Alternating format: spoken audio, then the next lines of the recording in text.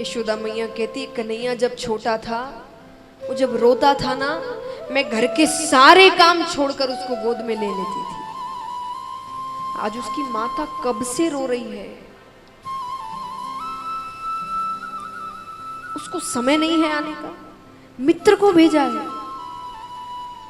उद्धव जी ने कहा मैया कन्हैया को खुद गर्ज मत समझना, लेकिन मैं जब यहाँ आ रहा था ना तो देवकी माता ने मुझसे कहा कि यशोदा से जाकर कहना कि यशोदा धन्य है तेरे लालन पालन को, लेकिन मैं तुझसे एक दो बातें पूछना चाहती हूँ। कैसी बातें? देवकी माता कहती है कि तुमने कहा था कि कन्हैया बहुत चंचल है, बहुत शैतानियां करता है, दिन भर भागता दौड़ता रहता है, हंसता खेलता रहता है, पर वो जब से मथुरा आया है वो घर से बाहर पैर नहीं रखता। शैतानियां करना दूर, हंसना खेलना दूर, मैंने आज तक उसे मुस्कुराते हुए नहीं देखा कि कृष्ण मुस्कुराता कैसे। तुमने कहा था वो खाने पीने का बड़ा शौकीन है, तुम उसे दिन में 8 बार भोजन करवाती थी, 8 बार।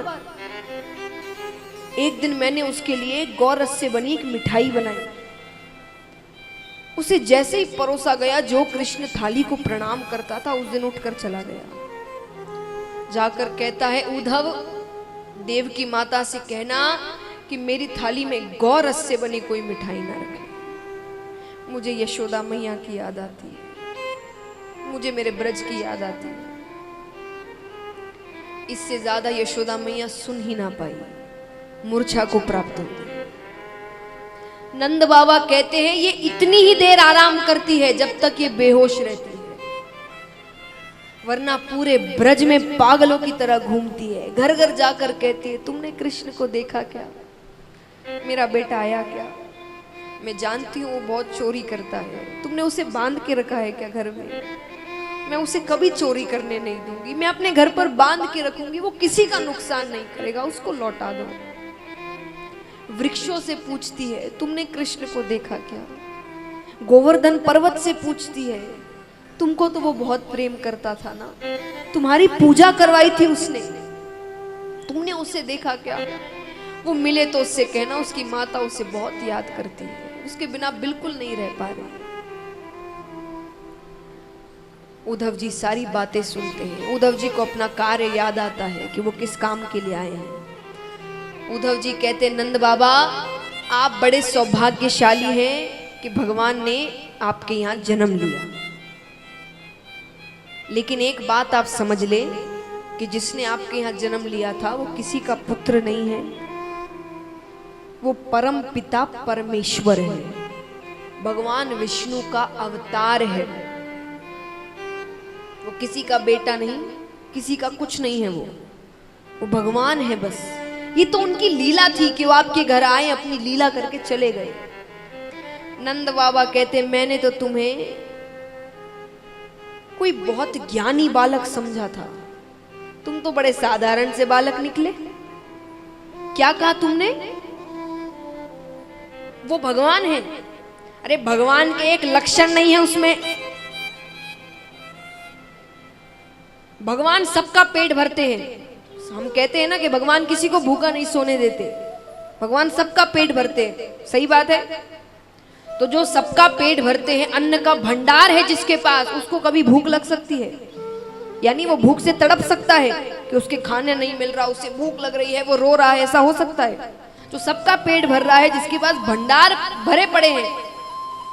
नंद बाबा कहते मैंने अपने बेटे को भूख से बिलखते हुए देखा है, रोते हुए देखा यशोदा के सामने कि उसे बड़ी जोर की भूख लग रही है। तुम कहते हो भगवान है, उसको क्या कमी है किसी चीज की कि वो रोए? अरे भगवान सत्य की राह पर चलो, इसकी बात सभी से कहते हैं, सबको ये सीख लेते हैं कि सत्य की राह पर चलो। मेरा बेटा बात बात पर झूठ बोलता है, चोरियां करता है,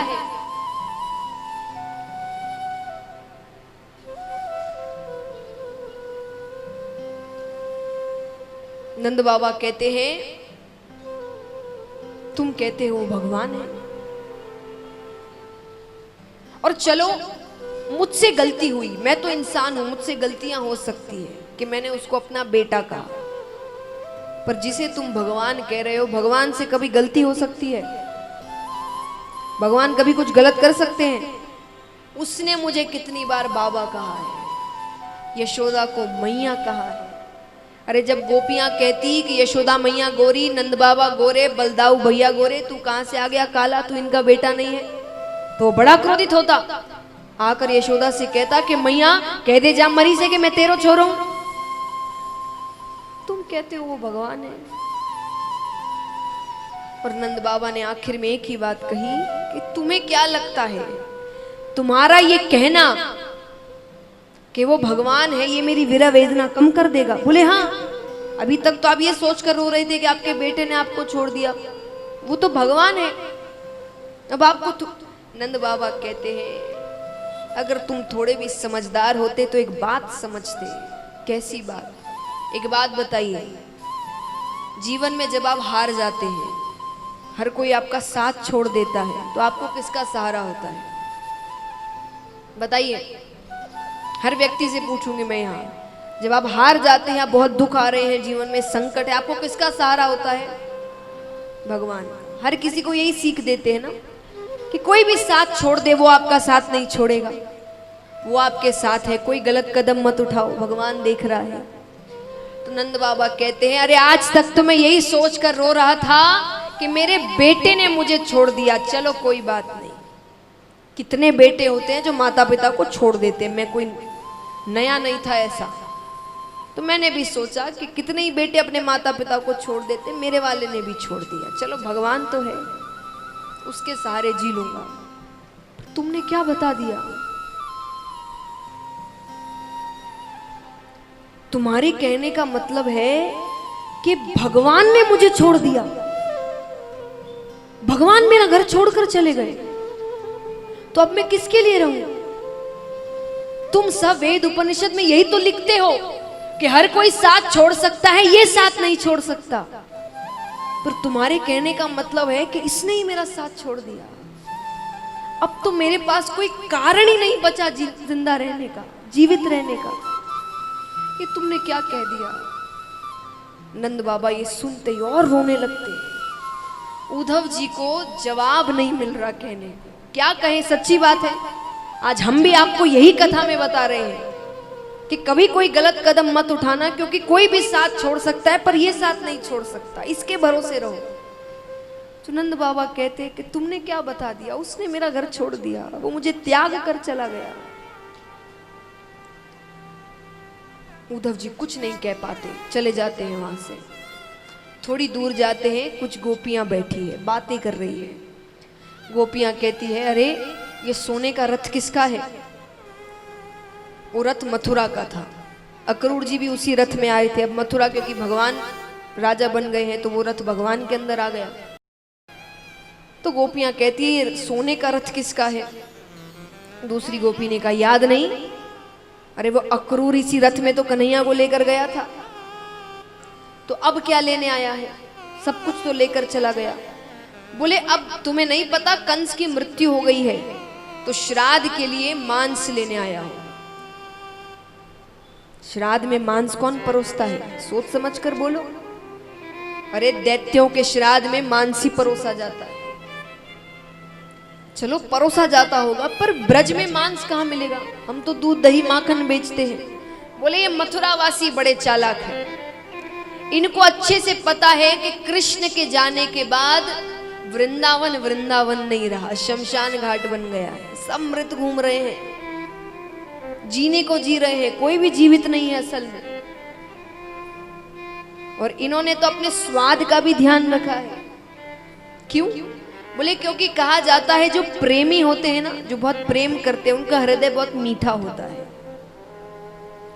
तो इन्होंने तो अपने स्वाद का भी ध्यान रखा, इसलिए वृंदावन में आए हैं। तो दूसरी गोपी ने कहा तो ये तुम्हारा हृदय मांगेंगे तो तुम दे दोगी? क्यों नहीं? अरे मामा के श्राद्ध में भांजा भी तो होगा, सारे काम तो वही संभाल रहा होगा। वो दूर से देखकर पहचान जाएगा ये किस गोपी का हृदय है। हम उससे नहीं मिल सकते। हमारे हृदय तो देख लेगा वो कि कितना तड़प रहे हैं हम उससे मिलने के लिए। कैसे भाव है गोपियों के। यही भाव मीराबाई के थे। मीराबाई एक बार भगवान को बहुत याद कर रही थी, बहुत रो रही है, पर दर्शन देने नहीं आ रहे भगवान उस दिन। कभी कभी भगवान भी परीक्षाएं लेते थे, उस दिन भगवान आ ही नहीं रहे। खूब रो रही है, खूब प्रार्थना कर रही है, भगवान दर्शन देने नहीं आ रहे। अब वो एक पेड़ के नीचे बैठी थी, पेड़ पे कौवा बैठा था, वो बहुत आवाज कर रहा है। तो मीराबाई उस कौवे से कहती है,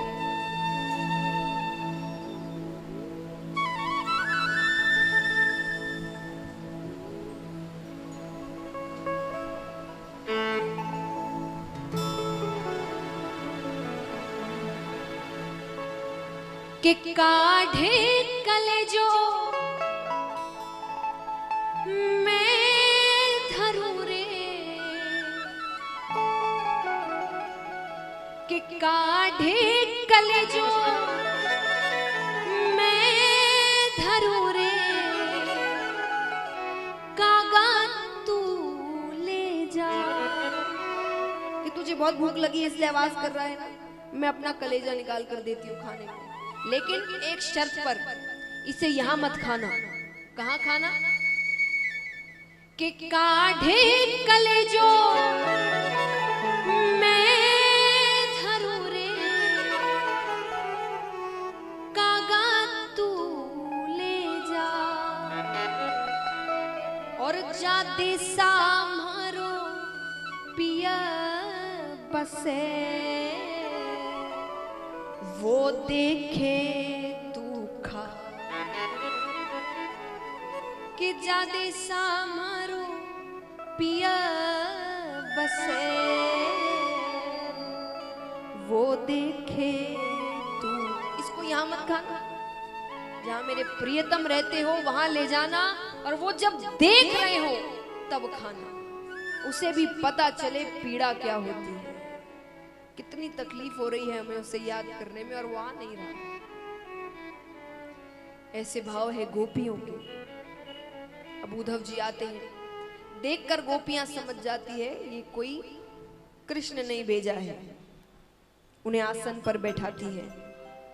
बैठाते ही गोपियों ने कहा, ये जो वस्त्र दिए हैं, ये मुकुट, ये कुंडल, ये कृष्ण ने पहनाए हैं। उद्धव जी ने कहा, हाँ तुम्हें कैसे पता? बोले अपना ऐश्वर्य दिखा रहे हैं हमें। गुस्सा भी तो है उनके अंदर के भगवान आ नहीं रहे, हमें जता रहे हैं कि राजा बन गए हैं, बहुत बड़े हो गए हैं, वरना क्या जरूरत इस गांव में इतने सोने के आभूषण पहनकर भेजे हैं। उद्धव जी कहते हैं, तुम इतना क्रोधित क्यों हो रही हो? अरे तुम्हारे लिए संदेश भेजा है। कैसा संदेश? उद्धव जी कहते हैं, ये रोना धोना, ये याद करना, प्रेम इत्यादि छोड़ो, ज्ञान मार्ग पर चलो। ज्ञान मार्ग पर चलकर भी तो भगवत प्राप्ति होती है, स्वर्ग मिलता है।